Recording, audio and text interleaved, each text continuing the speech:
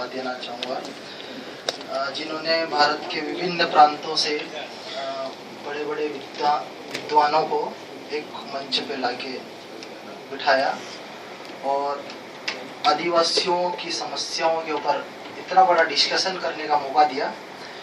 ये बहुत अच्छा लगा। अब समस्याओं के बारे में तो हम सभी चर्चा कर चुके हैं। अब सवाल ये है कि इनका समाधान कैसे किया जाए। तो अब आप सभी प्रांतों से आए और सभी इसी उम्मीद लेके आए हैं कि हम लोग परिवर्तन लाएंगे, एक बहुत बड़ा परिवर्तन लाएंगे। मैंने आप सभी विद्वानों के अंदर एक बात ऑब्जर्व की कि आप सभी विद्वानों के अंदर बहुत ऊर्जा देखी है और इस ऊर्जा का अगर सही उपयोग किया जाए तो उम्मीद करता हूँ कि भविष्य में बहुत बड़ा बदलाव हो सकता है। और इसी ऊर्जा को हमारे आदिवासी समुदाय को जगाने में लगाया जाए, जो कि अभी तक सो रहा है। हमारे 85% युवाओं को हमारे अधिकारों के बारे में नहीं पता है।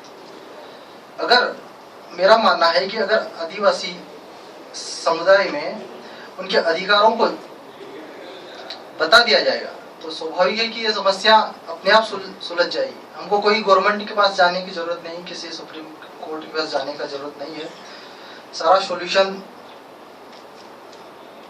अपने आप निकलेगा। क्योंकि अगर आदिवासियों में खासियत देखिए, अगर उन लोग सोच लेते हैं, ठान लेते हैं कि हमको जो करना है तो फिर वो करके रहते हैं। बस उनको पता होना चाहिए कि करना क्या है और ये आप लोगों को बताना है कि उन लोगों को क्या करना है। क्योंकि अभी तक जो जैसा होता है, हमेशा आदिवासी समुदाय को गुमराह किया गया है, इसलिए लोगों का विश्वास लगभग उठ चुका है। हमारे लोकसभा में 47 आदिवासी सांसद हैं, लेकिन उनके अनुसार आदिवासियों में कोई समस्या नहीं। छत्तीसगढ़ के बीजापुर और छत्तीसगढ़ के सारीगुड़ा में नरसंहार होता है, आदिवासियों को मार दिया जाता है, लेकिन कोई भी आदिवासी सांसद नहीं आवाज उठाते हैं कि क्यों बेकसूरों को मारा जा रहा है। इसका मतलब तो यही है ना कि आदिवासियों जो हमारे लोकतंत्र का हिस्सा है, जो हमारे प्रतिनिधि है, उन लोगों को तो आदिवासियों की कोई समस्या ही नहीं दिखती। तो मेरा आग्रह है आप लोगों से कि आप अगर बदलाव ही चाहते हैं तो ऐसा बदलाव लाए, ऐसे प्रतिनिधियों को इस सिस्टम में भेजे जो वाकई देश को, आदिवासियों की समस्या को बताना चाहते हैं, तभी कुछ बदलाव हो सकता है। और आगे मैं बताना चाहता हूँ, बस इतना ही कहूँगा इस बारे में। हम लोग मैंने फेसबुक के माध्यम से भारत के सभी राज्यों के आदिवासी युवाओं को एक ग्रुप में इकट्ठा किया। लगभग 30-40 हजार आदिवासी युवा ग्रुपों में हो गए, अलग अलग ग्रुपों में। महाराष्ट्र, छत्तीसगढ़, झारखंड, उड़ीसा और पश्चिम बंगाल और गुजरात, राजस्थान, हम सभी आदिवासी युवा मिलकर 20 और 21 अक्टूबर को मध्य प्रदेश में विश्व स्तरीय आदिवासी युवा शक्ति महापंचायत कर रहे हैं। और हम उस सम्मेलन में देश के सभी बुद्धिजीवी आदिवासियों को इनवाइट करना चाहेंगे। और सभी जो भी नॉन आदिवासी या सभी बुद्धिजीवी जो आदिवासियों के लिए वाकई चाहते हैं, कुछ बदलाव चाहते हैं, उनको इन्वाइट किया। और इसके अलावा हम लोगों ने विदेशों से भी, भारत के अलावा Sri Lanka, Nepal, China, Uganda, Indonesia and Africa and America से, वहाँ से प्रतिनिधियों से बात हुई तो वो लोग भी आ रहे हैं। तो 20 और 21 अक्टूबर। और आप सभी बुद्धिजीवियों से मेरा मतलब आग्रह है कि आप आए और देश के हजारों युवा आएंगे और विश्व स्तर के लोग आएंगे। वहाँ आए और अपनी बात रखिए आप, और युवाओं को गाइड कीजिए कि उनको करना क्या है।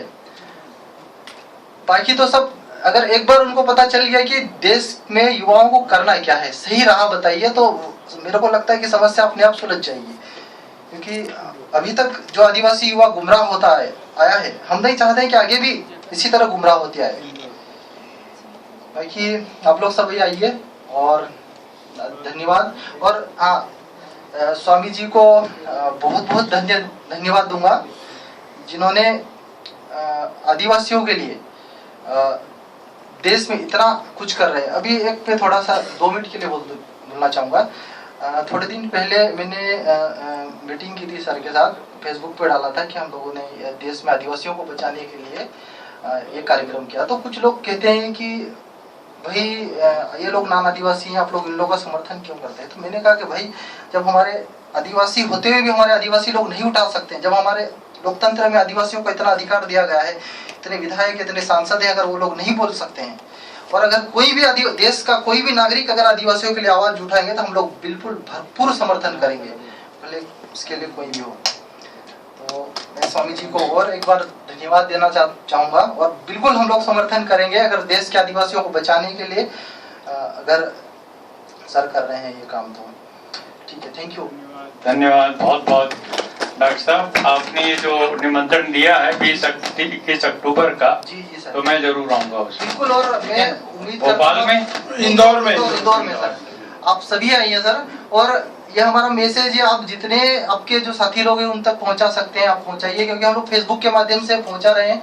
बाकी अखिल भारतीय विकास परिषद कल था, मीटिंग था, उसमें भी मैं गया था, वहाँ के सभी देश के अलग अलग राज्यों से आए थे आदिवासी प्रतिनिधि, उन तक भी मैंने कहा कि आप आइए और हमारा जो समारोह के बारे में आप अपने साथियों को बताइए, और आप लोगों से भी निवेदन है कि कम से कम अपने अपने साथियों को बताएं, ताकि जिन जिन आदिवासी या जो भी बुद्धिजीवी वर्ग है उन लोगों को आना होगा, तो वो जरूर आएंगे हमारे सम्मेलन और गाइड करेंगे हमारे देश में युवाओं को। और इतने ज्यादा युवा आने वाले हैं कि मैं आप लोगों को बता नहीं सकता।